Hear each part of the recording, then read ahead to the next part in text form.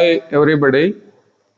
Myself is Basavara S. Chinnikatti, lecturer in English, working at Government PU College, Montebellore, Taluk Badgi, District Haveri. My dear students, in this video session, I am going to deal with the workbook of first year PUC. In that workbook, I am going to cover the two topics. The first one is reading comprehension. The second one is word order. Firstly, I am going to discuss the reading comprehension. All of us know that there are 4 skills of learning a language. They are also known as LS or W skills. L for listening, S for speaking, R for reading, and W for writing. So as it is said, reading is a skill. Then why do we read? ಯಾಕೆ ಓದ್ತೇವೆ ನಾವು? We read in order to seek information. In order to seek information, we read. We read. Here, the title is Reading Comprehension. As far as the annual question paper of first year PUC is concerned, there from question number 24 to the question number 33, I mean the 10 questions are going to be asked on the reading the passage. Each question carries 1 mark. 10 questions means 10 marks are set on this question. Here, comprehension. Comprehension means what? What is comprehension? Comprehension means understanding. Understanding of what?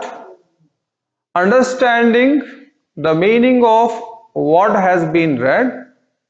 Understanding the meaning of what has been read and being able to communicate this information to others.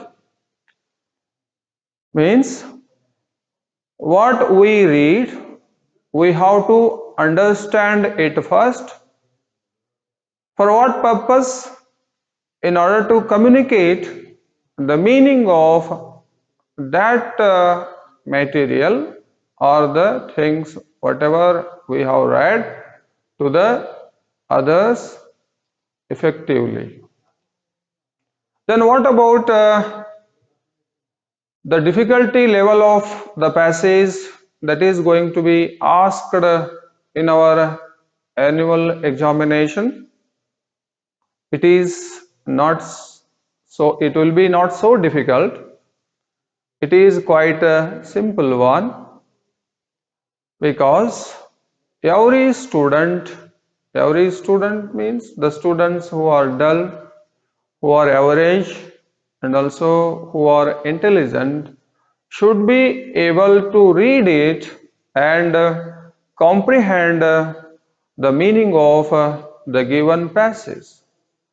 Without understanding the passage, it will be quite difficult to answer the questions which are set on it. If we do not understand the meaning of the passage, then what do? We do one thing, that is copy and paste. ನಾವು ಕಂಪ್ಯೂಟರ್ನಲ್ಲಿ ಹೇಳ್ತೇವೆ ಏನು ಅಂತಂದ್ರೆ copy ಮಾಡೋದು paste ಮಾಡೋದು. Copy ಮಾಡೋದು ಅಂತಂದ್ರೆ ಇಲ್ಲಿ ಯಾವುದೇ ಚೀಟಿ ತಗೊಂಡು ಬಂದು ನೋಡ್ಕೊಂಡು ಬರೆಯೋದಲ್ಲ, ಬಟ್ ಆ ಕ್ವಶನ್ ಪೇಪರ್ ನಲ್ಲಿ ಇದ್ದಂತಹ ಪ್ಯಾಸೇಜ್ ನಲ್ಲಿ ಒಂದನೇ ಸೆಂಟೆನ್ಸ್ ಅನ್ನ ಒಂದನೇ ಪ್ರಶ್ನೆಗೆ ಬರೆಯೋದು, ಎರಡನೇ ವಾಕ್ಯವನ್ನ ಎರಡನೇ ಪ್ರಶ್ನೆಗೆ ಬರೆಯೋದು, ಈ ತರ ಮೂರನೇ ವಾಕ್ಯವನ್ನ ಮೂರನೇ ಪ್ರಶ್ನೆಗೆ ಉತ್ತರವಾಗಿ ಬರೆಯೋದು. ಈ ತರ ನಾವು ಮಾಡ್ತೇವೆ. ಯಾವಾಗ ಹೀಗೆ ಮಾಡ್ತೇವೆ ಅಂತಂದ್ರ ಆ ಪ್ಯಾಸೇಜ್ ಅನ್ನ ಅರ್ಥ ಮಾಡ್ಕೊಳ್ಳದೆ ಹೋದಾಗ. ಇಲ್ಲಿ ಕ್ವಶನ್ಸ್ಗಳನ್ನ ಕೆಲವೊಮ್ಮೆ ಆ ಒಂದನೇ ಪ್ಯಾರಾಗ್ರಾಫ್ಗೆ ಸಂಬಂಧಪಟ್ಟಂಗೆ 2 ಪ್ರಶ್ನೆಗಳು, ಮೂರನೇದಕ್ಕೆ ಸಂಬಂಧಪಟ್ಟಂತೆ ಮತ್ತೆರಡು, ಅಂದ್ರೆ 3-4 ಈ ತರ ಕೇಳಿಕ್ಕಿಲ್ಲ, ಹಿಂದೆ ಮುಂದೆ ಮಾಡಿನೂ ಕೇಳ್ಬಹುದು. ಆ ಸಂದರ್ಭದಲ್ಲಿ ನಾವು ಈ ರೀತಿ ಏನಾದ್ರೂ ಬರೆದ್ವಿ ಅಂತಂದ್ರ ಆವಾಗ ನಮ್ಮ ಉತ್ತರಗಳು ತಪ್ಪಾಗ್ತವೆ. So in order to avoid that, in order to get good marks as far as this question is concerned, we better understand the meaning of the passage as well as the questions. So ಹಾಗಾದ್ರೆ ಇಲ್ಲಿ ನಾನು ಹೇಳಿದೆ ನಿಮಗೆ ಏನು ಅಂತಂದ್ರ passage ಬಹಳ simple ಆಗಿರ್ತದೆ, ಅಷ್ಟೊಂದು ಕಷ್ಟಕರವಾಗಿರೋದಿಲ್ಲ ಅಂತ. ಇಲ್ಲಿ ನಾವೇನ್ ಮಾಡ್ಬೇಕು ಹಾಗಾದ್ರ, ನೇರವಾಗಿ ಪ್ರಶ್ನೆಗಳನ್ನ ಓದ್ಕೊಂಡು ಆಮೇಲೆ ಪ್ಯಾಸೇಜ್ ನಲ್ಲಿ ಉತ್ತರಗಳನ್ನ ಹುಡ್ಕೋದಕ್ಕೆ ಹೋಗ್ಬಾರ್ದು. So what do we do first? We should, we must, we have to read the given passage first and then the questions which are set on it. If you fail to understand the meaning of the passage in your first attempt, no problem, then read it twice. ಎರಡನೇ ಸಾರಿ ಓದಿ. ಆ ಎರಡನೇ ಸಾರಿ ಓದಿದಾಗ ಈಗಾಗಲೇ ನಾವು ಪ್ರಶ್ನೆಗಳನ್ನು ನೋಡ್ಕೊಂಡಿರ್ತೇವೆ. ಆ ಪ್ರಶ್ನೆಗಳಿಗೆ ಸಂಬಂಧಪಟ್ಟಂತಹ ಉತ್ತರಗಳನ್ನ ನಾವು ಅದರಲ್ಲಿ ಕರಾರುವಕ್ಕಾಗಿನೂ ಹುಡ್ಕೊಳ್ಬಹುದು, ಕೆಲವೊಮ್ಮೆ ಗೊತ್ತಾಗದೆ ಹೋದಾಗ ಗೆಸ್ಸಿಂಗ್ ಅನ್ನಾದ್ರೂ ಕೂಡ ನಾವು ಮಾಡ್ಕೊಳ್ಬಹುದು. ಹಾಗಾಗಿ you read once, twice or thrice if necessary. If you do not understand the meaning of the passage at the first attempt, then you can read it second time or third time. Then try to understand the theme of the passage. I told that you have to understand the theme of the passage first. Don't hurry up. This is very important. ಅವಸರ ಮಾಡಬಾರ್ದು. ಅವಸರ ಮಾಡಿದ್ವಿ ಅಂತಂದ್ರೆ what would happen? We may get confused with the theme. ಆ ಪ್ಯಾಸೇಜಿನ ಥೀಮಿಗೆ ಸಂಬಂಧಪಟ್ಟ ಹಾಗೆ ನಾವು ಗೊಂದಲಕ್ಕೆ ಒಳಗಾಗಬಹುದು. ಆ ಸಂದರ್ಭದಲ್ಲಿ ನಾವು ಪ್ರಶ್ನೆಗಳಿಗೆ ನಿಖರವಾದಂತಹ ಉತ್ತರ ಬರೆಯೋದ್ರ ಬದಲಾಗಿ ತಪ್ಪು ಉತ್ತರಗಳನ್ನು ಬರೀಬಹುದು. At that time, when we get confused with the theme of the passage, then there will be a chance. What is that? We may write the wrong answers to the questions. That is why, in order to avoid that, try to understand the theme of the passage. Don't get confused. Next one, if you do not understand, sometimes we fail to understand the meaning of the passage or some sentences because of what? Because some unfamiliar words might have been used in that passage. At that time, you better do one thing. What is that? Try to understand the meaning of such words by their context. Contextual meaning. Context. Try to understand, try to make out the meaning of such words by their context. ಅರ್ಥ ಆಗದೆ ಹೋದಾಗ ಸಾಂದರ್ಭಿಕವಾಗಿ ಅವುಗಳನ್ನ ಅರ್ಥ ಮಾಡ್ಕೊಳ್ಳೋದಕ್ಕೆ ಪ್ರಯತ್ನವನ್ನ ಮಾಡಬೇಕು. ಅದಾದ ಮೇಲೆ ಇನ್ನೊಂದು ಬಹಳ ಇಂಪಾರ್ಟೆಂಟ್ ಆದಂತಹ ವಿಷಯ ಏನು ಅಂತಂದ್ರ, ಎಲ್ಲಾ ಪ್ರಶ್ನೆಗಳಿಗೂ ಉತ್ತರಗಳನ್ನ ಒಂದು ವಾಕ್ಯಗಳಲ್ಲಿ ಅಥವಾ ಕಂಪ್ಲೀಟ್ ಸೆಂಟೆನ್ಸ್ ನಲ್ಲಿ ಅಥವಾ ಒಂದಕ್ಕಿಂತ ಹೆಚ್ಚು ಸೆಂಟೆನ್ಸ್ಗಳಲ್ಲಿ ಬರೆಯೋ ಪ್ರಯತ್ನವನ್ನು ಮಾಡಬಾರ್ದು. ಯಾಕಂತಂದ್ರ ಎಲ್ಲಾ ಪ್ರಶ್ನೆಗಳು ವಾಕ್ಯಗಳಲ್ಲಿಯೇ ಉತ್ತರಗಳನ್ನ ಎಕ್ಸ್ಪೆಕ್ಟ್ ಮಾಡೋದಿಲ್ಲ. ಸೊ ಹಾಗಾಗಿ it would be better to answer the questions either in a word or in a phrase if necessary, if it permits, if it requires, then in a sentence. ಈ ರೀತಿಯಾಗಿ ಆ ಪ್ಯಾಸೇಜ್ಗೆ ಸಂಬಂಧಪಟ್ಟಂತೆ ನಾವು ಪ್ರಶ್ನೆಗಳಿಗೆ ಉತ್ತರಿಸುವುದಕ್ಕಿಂತ ಮೊದಲು ಆ ಪ್ಯಾಸೇಜ್ ಅನ್ನ ಸರಿಯಾಗಿ ಅರ್ಥ ಮಾಡಿಕೊಂಡು ಆಮೇಲೆ ಪ್ರಶ್ನೆಗಳಿಗೆ ಏನ್ ಮಾಡಬೇಕು, ಹಾಗಾದ್ರೆ ಸರಿಯಾದಂತಹ ಉತ್ತರಗಳನ್ನ ಬರೆಯುವಂತಹ ಪ್ರಯತ್ನವನ್ನ ಮಾಡಬೇಕು. ಇಲ್ಲಿ ಪ್ಯಾಸೇಜ್ಗೆ ಸಂಬಂಧಪಟ್ಟಂತೆ ಸಾಮಾನ್ಯವಾಗಿ ಹೇಳುವುದಾದ್ರೆ there will be two types of questions. ಯಾವುದದು? One is fact based questions, factuals questions ಅಂತ ಕರಿತೇವೆ. Second one is vocabulary based questions, vocabulary based questions ಅಂತ ಕರಿತೇವೆ. ಇನ್ನೂ ಒಂದು ಟೈಪ್ ಕ್ವಶನ್ಸ್ ಬರ್ತದೆ ಅಲ್ಲಿ, ಇನ್ಫರೆನ್ಷಿಯಲ್ ಕ್ವಶನ್ಸ್ ಅಂತ. ಸೊ ಈ ಸಾಮಾನ್ಯವಾಗಿ ಈ ಮೂರು ರೀತಿಯ ಪ್ರಶ್ನೆಗಳನ್ನ ನಾವು ಪ್ಯಾಸೇಜ್ ಮೇಲೆ ಕೇಳ್ತಿರ್ತೇವೆ, ಪ್ಯಾಸೇಜ್ ನಲ್ಲಿ ನೋಡ್ತಿರ್ತೇವೆ. ಹಾಗಾದ್ರೆ ಈ ಫ್ಯಾಕ್ಟ್ ಬೇಸ್ಡ್ ಕ್ವಶನ್ಸ್ ಅಂತಂದ್ರೆ ಏನು? ಈ ಫ್ಯಾಕ್ಟ್ ಬೇಸ್ಡ್ ಕ್ವಶನ್ಸ್ ಅಂತಂದ್ರೆ ಅದಕ್ಕೆ ಸಂಬಂಧಿಸಿದಂತಹ ನೇರವಾದಂತಹ ಡೈರೆಕ್ಟ್ ಆನ್ಸರ್ ಅನ್ನ ನಾವು ಆ ಪ್ಯಾಸೇಜ್ ನಲ್ಲೇ ನೋಡ್ತೇವೆ.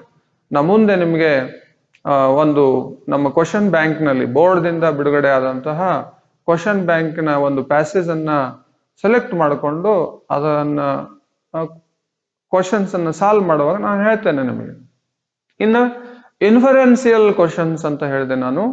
ಇನ್ಫರೆನ್ಸಿಯಲ್ ಕ್ವಶನ್ಸ್ ಅಂತಂದ್ರೆ you may not find the direct answer in the given passage. At that time you have to guess and write the correct answer. ಅದಕ್ಕೆ ನಾವು we have to infer, we have to guess by the context and then write the answer.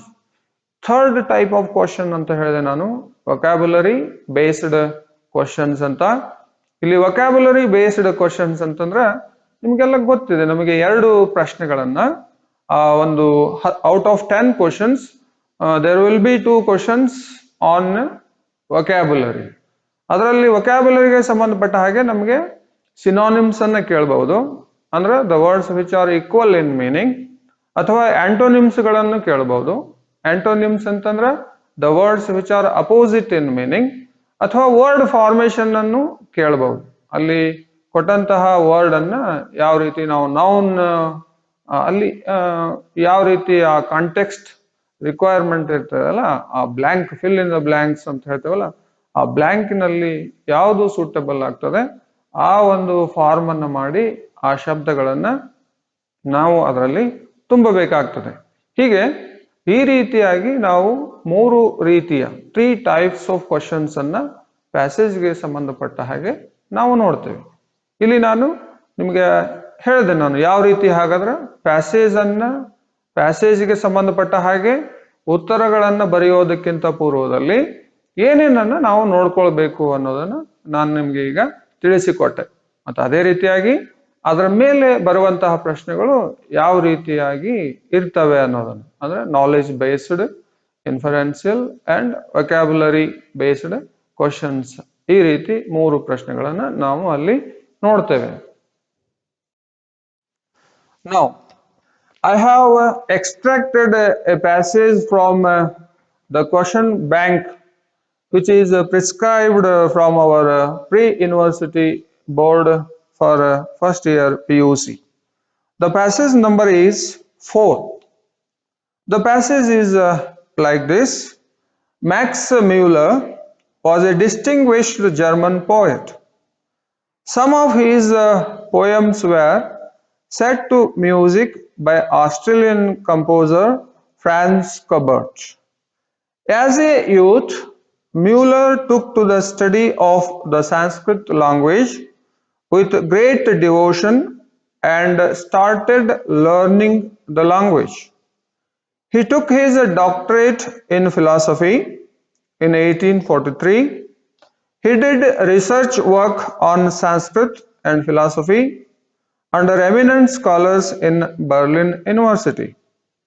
In 1846, Muller went to London to copy and collect manuscripts in Sanskrit. He translated Rigveda, which consists of 1028 hymns addressed to different gods.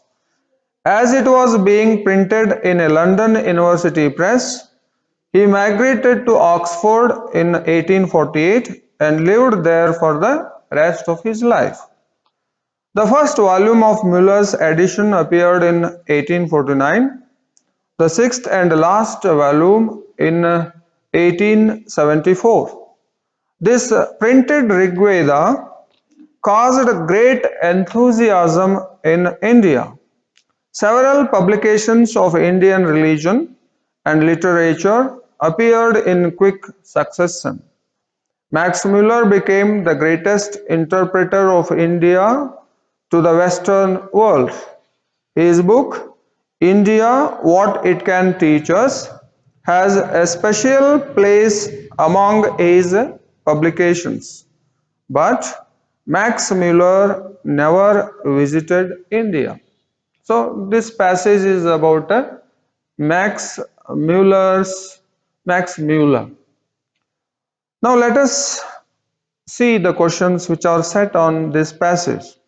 Question number 24 is, the famous music composer who set the music to Muller's poem was dash.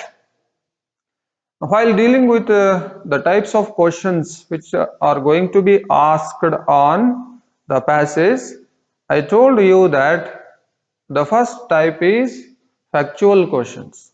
This is also a factual question because you have to find out the appropriate answer from that passage and complete the blank. Here, then what is the word? The famous music composer who set the music to Muller's poems was dash anta ide. In the very first paragraph, short paragraph, which has just 2 lines, in the second line we have the answer. What is that? Some of his poems were set to music by Australian composer Franz Schubert. That is the answer. Then what about the 25th one? When did Muller get his doctorate in philosophy? It is also given in the second paragraph. In the second line, the answer is in the second line. He took his doctorate in philosophy in the year 1843. So in the first question we answer that question by writing a phrase, whereas in the second one just we are going to write in 1843. I mean to say that we need not write the complete sentence. Name the university where Muller did research work. So here the name of the university is asked where Muller did his research work. The answer is Berlin University. Then 27th, why did Muller go to London? 27th is, why did he go to London? He went to London. The answer is also in the third paragraph, the first sentence, to copy and collect manuscripts in Sanskrit. Who translated the verses of Rigveda into English? The answer is very clear. He is none other than Max Muller. 29th is also fill in the blanks type. Muller migrated to Oxford in dash. It is in the answer is in the last paragraph. That is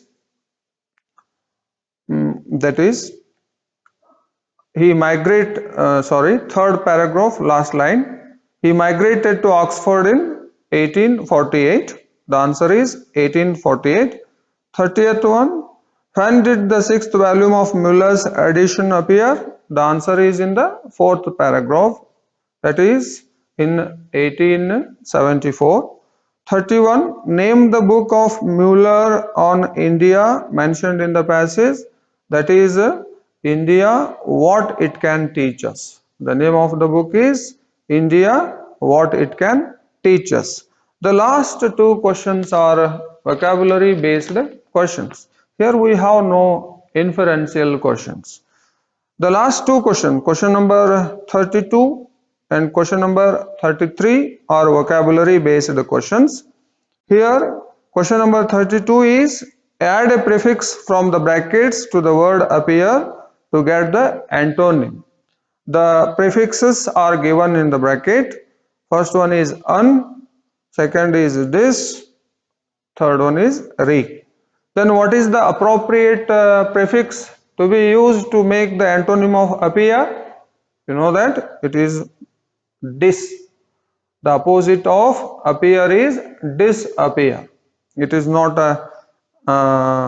either un or re, neither un nor re. Third one is about word formation. Max Muller's dash into bracket interpret of India is very popular in the Western world. Fill in the blank with the appropriate form of the word given in the bracket. The appropriate form of the word given in the bracket is what? We have to use the noun form of it.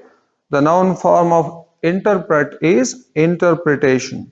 Max Muller's interpretation of India is very popular in the Western world. Like this, ನಾವು ಏನು ಮಾಡಬೇಕು ಹಾಗಾದ್ರೆ ಪರೀಕ್ಷೆಯಲ್ಲಿ first passage ಅನ್ನ ಸರಿಯಾಗಿ ಓದ್ಕೊಂಡು ಅಲ್ಲಿ ಉತ್ತರ ಪತ್ರಿಕೆ ಕೊಡೋದಕ್ಕಿಂತ ಪೂರ್ವದಲ್ಲಿನೇ ನಮಗೆ ಸಮಯ ಇರ್ತದೆ, ಅಲ್ಲಿ ಆವಾಗಲಾದ್ರೂ ಕೂಡ ನಾವು ಅದನ್ನ ಒಂದ್ ಸಾರಿ ಬಿಟ್ಟು ಎರಡು ಸಾರಿ ಓದ್ಕೊಳ್ಬೇಕು. ಬಟ್ ರಿಮೆಂಬರ್, ಯಾವುದನ್ನು ಕೂಡ ಕ್ವಶನ್ ಪೇಪರ್ ಮೇಲೆ ನಾವು ಮಾರ್ಕ್ ಅನ್ನ ಮಾಡಲಿಕ್ಕೆ ಹೋಗಬಾರ್ದು.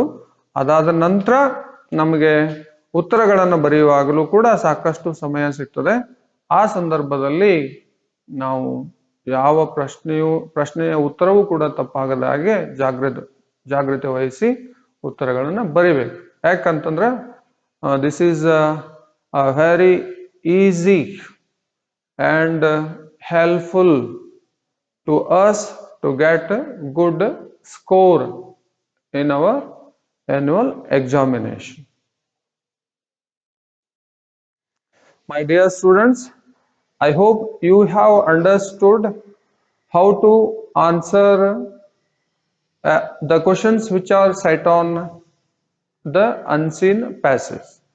Now let us study the word order. You know that in the main question 5, sub question E, the question number 41 is on this word order. Here, word order means we have to use the words in order to get the complete meaning. We know that the words which consist the letters, the word is a meaningful unit of letters. It is a meaningful unit of letters. Like that, if we use the words in order, then they give us the complete meaning. They make sense. Sentence. You know the meaning of a sentence. What is a sentence then? Sentence is nothing but it is a group of words which gives us full meaning. ನಾವು ನೋಡ್ತೇವೆ ಶಬ್ದಗಳನ್ನ ಅಂದ್ರೆ letters ಅಂತ ಏನ್ ಹೇಳ್ತೇವಲ್ಲ, ಆ ಅಕ್ಷರಗಳನ್ನ ಅರ್ಥ ಬರುವ ರೀತಿ ನಾವು ಕ್ರಮವಾಗಿ ಜೋಡಿಸಿದಾಗ ಅದಕ್ಕೆ ನಾವು ಶಬ್ದ ಅಂತ ಹೇಳ್ಬಹುದು. ಅದೇ ರೀತಿ ಶಬ್ದಗಳನ್ನ ನಾವು ಕ್ರಮಬದ್ಧವಾಗಿ ಜೋಡಿಸಿದಾಗ ಅದಕ್ಕೆ ಅರ್ಥ ಬರ್ತದೆ. ಆ ಶಬ್ದಗಳ ಗುಂಪು ನಮಗೆ ಒಂದು ಕಂಪ್ಲೀಟ್ ಆದಂತಹ ಅರ್ಥವನ್ನು ಕೊಡ್ತದೆ. ಅವಾಗ ನಾವು ಅದನ್ನ ವಾಕ್ಯ ಅಂತ ಕರಿತೇವೆ. ಅಂದ್ರ ವಾಕ್ಯ ಅಂದ್ರ ಅದು ಶಬ್ದಗಳ ಗುಂಪು, ಆ ಗುಂಪು ನಮಗೆ ಪೂರ್ಣವಾದಂತಹ ಅರ್ಥವನ್ನ ಕೊಡ್ತದೆ ಅಂತ. ಇಲ್ಲಿ ನಾವು ಪರೀಕ್ಷೆಯಲ್ಲಿ ಪ್ರಥಮ PUC ಪರೀಕ್ಷೆಯಲ್ಲಿ ವಾರ್ಷಿಕ ಪ್ರಶ್ನೆ ಪತ್ರಿಕೆಯಲ್ಲಿ ನಾವು 41 ಕ್ವಶನ್ ನಂಬರ್ 41ಗೆ ಸಂಬಂಧಿಸಿದಂತೆ ಇದನ್ನ ನೋಡ್ತೇವೆ. ಇಲ್ಲಿ ಈ ವರ್ಡ್ ಆರ್ಡರ್ ಅಂದ್ರೆ ಆ ಪ್ರಶ್ನೆಯಲ್ಲಿ ವರ್ಡ್ಸ್ ಗಳನ್ನ ಜಂಬಲ್ಡ್ ಆಗಿ ಕೊಡಲಾಗಿರ್ತದೆ, ಅಂದ್ರೆ ಹಿಂದೆ ಮುಂದೆ ಕೊಡಲಾಗಿರ್ತದೆ. ನಾವು ಆ ಶಬ್ದಗಳನ್ನ ಸರಿಯಾಗಿ ಜೋಡಣೆ ಮಾಡಿ ನಾವು ಒಂದು ವಾಕ್ಯವನ್ನ ರಚನೆ ಮಾಡಬೇಕು ಅಂತ. ಸರಿಯಾಗಿ ಜೋಡಣೆ ಮಾಡೋದು ಅಂದ್ರೆ ಹೇಗೆ? ಇಲ್ಲಿ ನಾನು ನಿಮ್ಗೆ ಬರೆದಿದ್ದೇನೆ, ಒಂದು ಟೇಬಲ್ ಅನ್ನು ಹಾಕಿದ್ದೇನೆ. ನಮ್ಗೆಲ್ಲ ಗೊತ್ತಿದೆ, there are 4 types of sentences which are based on the word order and meaning. There are 4 types of sentences which are based on the word order and meaning.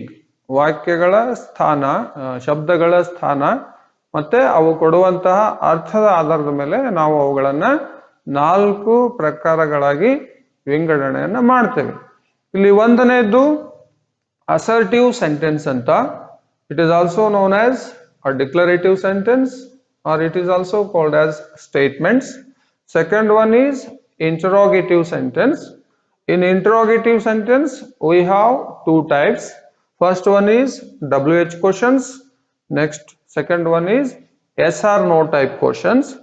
The third type of sentence is imperative sentence. ಮೂರನೇ ಪ್ರಕಾರ imperative sentence. ಕೊನೆಯದಾಗಿ ನಾವು 4ನೇ ಪ್ರಕಾರ exclamatory sentence ಅನ್ನ ನೋಡ್ತೇವೆ. So ಹಾಗಾದ್ರೆ ಇಲ್ಲಿ ಶಬ್ದಗಳನ್ನ ಹೇಗೆ ಜೋಡಿಸೋದು? How to put the words in order. ಅವನ್ನ ಹೇಗೆ ಜೋಡಿಸೋದು ಅಂತಂದ್ರ, ಇಲ್ಲಿ ನಾನು ಹೇಳಿದೆ ಪರೀಕ್ಷೆಯಲ್ಲಿ ಜಂಬಲ್ಡ್ ಸಿಗ್ಮೆಂಟ್ಸ್ ಅನ್ನ ಕೊಡಲಾಗಿರ್ತದೆ ನಿಮಗೆ. ಆ ಜಂಬಲ್ಡ್ ಸಿಗ್ಮೆಂಟ್ಸ್ ಗಳ ಕೊನೆಗೆ ಏನು ಪಂಕ್ಚುಯೇಷನ್ ಮಾರ್ಕ್ ಇರ್ತದಲ್ಲ, ಅದನ್ನ ನಾವು ಬಹಳ ಗಮನ ಕೊಟ್ಟು ನೋಡ್ಬೇಕು. ಯಾಕೆ ಅಂತಂದ್ರ, if full stop is given at the end of the segments, then we have to make it either an assertive sentence or an imperative sentence.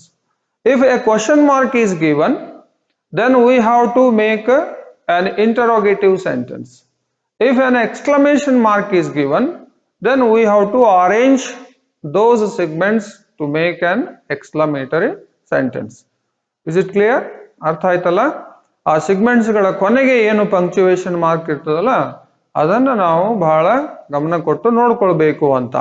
ಇಲ್ಲಿ ಸಾಮಾನ್ಯವಾಗಿ ನಾನು ಹೇಳೋದು, ವಾರ್ಷಿಕ ಪರೀಕ್ಷೆಯಲ್ಲಿ ಪ್ರಥಮ PUCಗೆ ಸಂಬಂಧಪಟ್ಟ ಹಾಗೆ ಅಸರ್ಟಿವ್ ಸೆಂಟೆನ್ಸ್ ಮತ್ತೆ ಇಂಟರೋಗೇಟಿವ್ ಸೆಂಟೆನ್ಸಸ್ ಗಳನ್ನ ಕೇಳಲಾಗ್ತದೆ. ನಾನು ನಿಮಗೆ ಹೆಚ್ಚುವರಿಯಾಗಿ ಇಲ್ಲಿ ಅವೆರಡು ಇಂಪೆರೇಟಿವ್ ಮತ್ತು ಎಕ್ಸ್ಕ್ಲಾಮೇಟರಿ ವಾಕ್ಯಗಳ ವರ್ಡ್ ಆರ್ಡರ್ ಅನ್ನು ಕೂಡ ನಾನು ಇಲ್ಲಿ ನಿಮಗೆ ತಿಳಿಸ್ಕೊಡ್ತಾ ಇದ್ದೇನೆ. ಇಲ್ಲಿ look at the word order of an assertive sentence. Subject comes first. What is a subject? Subject is nothing but it is the naming part of a sentence. Subject may be either a noun or pronoun. ಅಲ್ಲಿ ನಾಮಪದ ಇರಬಹುದು ಅಥವಾ ಸರ್ವನಾಮಪದ ಇರಬಹುದು, ಆದ್ರೆ ಅದು ಪ್ರಾರಂಭದಲ್ಲಿ ಬರ್ತದೆ, ಹೆಸರನ್ನ ಸೂಚಿಸುವಂತ ಪದ. ಅದಾದ್ಮೇಲೆ ವರ್ಬ್ ಬರ್ತದೆ. Verb may be a helping verb or main verb. ಅದು ಸಹಾಯಕ ಕ್ರಿಯಾಪದ ಇರಬಹುದು ಅಥವಾ ಮೇನ್ ಕ್ರಿಯಾಪದ ಇರಬಹುದು, ಮುಖ್ಯ ಕ್ರಿಯಾಪದ ಇರಬಹುದು. ಆದ್ರೆ ನೆನಪಿರ್ಲಿ ನಿಮಗೆ, ಸಹಾಯಕ ಕ್ರಿಯಾಪದ ಅಷ್ಟೇ ಉಪಯೋಗ ಆಗಿತ್ತು ಅಂತಂದ್ರೆ ಅದು ಅಲ್ಲಿ ಮೇನ್ ವರ್ಬ್ ಆಗಿ ಯೂಸ್ ಆಗಿರ್ತದೆ. ಸೊ ಅಲ್ಲಿ ಸಹಾಯಕ ಕ್ರಿಯಾಪದ ಅಂತ ಯಾವಾಗ ಕರಿತೇವೆ ನಾವು? ಅದು ಮುಖ್ಯ ಕ್ರಿಯಾಪದದ ಜೊತೆಗೆ ಬಂದಾಗ. If the words like is, am, are, was, were help the main verb to form the different tense forms of the verbs, then they are called as helping verbs. ಇನ್ನ ಇಂಟ್ರೋಗೇಟಿವ್ ಸೆಂಟೆನ್ಸ್ ಬಂದಾಗ WH questions ಅಂತ ಹೇಳ್ತೇವೆ. ಇಲ್ಲಿ ಗೊತ್ತಿದೆ ನಿಮ್ಗೆ, first WH word ಬರ್ತದೆ. WH word ಅಂದ್ರೆ what, when, where, why, which, whom, whose, like that. How many, how long, how far, like that. ಅದಾದ್ಮೇಲೆ ಹೆಲ್ಪಿಂಗ್ ವರ್ಬ್ ಬರ್ತದೆ. ಆಮೇಲೆ subject, main verb, then object. ಇಲ್ಲಿ SR ನೋ ಟೈಪ್ ಬಂದಾಗ helping verb first ಬರ್ತದೆ, ಅದಾದ್ಮೇಲೆ subject ಬರ್ತದೆ, main verb, object. Then imperative sentence ಬಂದಾಗ ಇಲ್ಲಿ ಯು ಇನ್ ಬ್ರಾಕೆಟ್ ನಲ್ಲಿ ಕೊಟ್ಟೇನೆ ನಾನು, because it is understood, it is not compulsory. Then ಅದಾದ್ಮೇಲೆ ಕ್ರಿಯಾಪದ ಬರ್ತದೆ, ಅದಾದ್ಮೇಲೆ ಆಬ್ಜೆಕ್ಟ್. ಇಲ್ಲಿ only we use these two words, what and how. After that adjective, then subject, then verb. I will give you one example to each type of these sentences. First one, an elephant made a friendship with a man. For example, an elephant made friendship with the man. An elephant is subject, made is main verb, friendship, an elephant made a friendship. Friendship is an object, with a man is a prepositional phrase. Then question ಇದೆ ಇಲ್ಲಿ. ಒಂದು ಪ್ರಶ್ನೆಯನ್ನ ನಾವು ನೋಡೋಣ. ಉದಾಹರಣೆಗೆ, how did you manage to grow so fat? ನಾವು ಅಲ್ಲಿ ನೋಡ್ತೇವೆ ವಾಚ್ಮನ್ ಆಫ್ ಲೇಕ್ದಲ್ಲಿ ಮಾರ ಕೇಳ್ತಾನೆ ಪ್ರಶ್ನೆಯನ್ನ ಭೀಮನ್ಗೆ, how did you manage to grow so fat? How, WH word, did helping verb, manage subject, grow, how did you manage? Grow, to grow is again what? An infinitive verb, so fat. Then yes or no type question, helping verb, subject, main verb, object. Here, don't you know that I am the king of the jungle? Don't you know that? Don't you, don't helping verb, you subject, no main verb, that object, I am the king of the jungle. Again like that other words are used. Imperatively, don't grumble. For example, don't grumble. Don't is verb which is negative, grumble an object. Then what a beautiful day it is. What a beautiful day it is. What is this word? Beautiful, adjective, day, beautiful day it is. It, day and it both are, it is subject, then is verb, like that. ಈ ರೀತಿಯಾಗಿ ನಾವು ಕೊಟ್ಟಂತಹ ಸಿಗ್ಮೆಂಟ್ಸ್ಗಳನ್ನ meaningful ಆಗಿ ಏನ್ ಮಾಡಬೇಕು ಅಂತಂದ್ರೆ ಜೋಡಣೆಯನ್ನ ಮಾಡಬೇಕು. My dear students, I hope my teaching has made quite clear to solve the questions which are asked on the passage as well as the word order. Thank you one and all.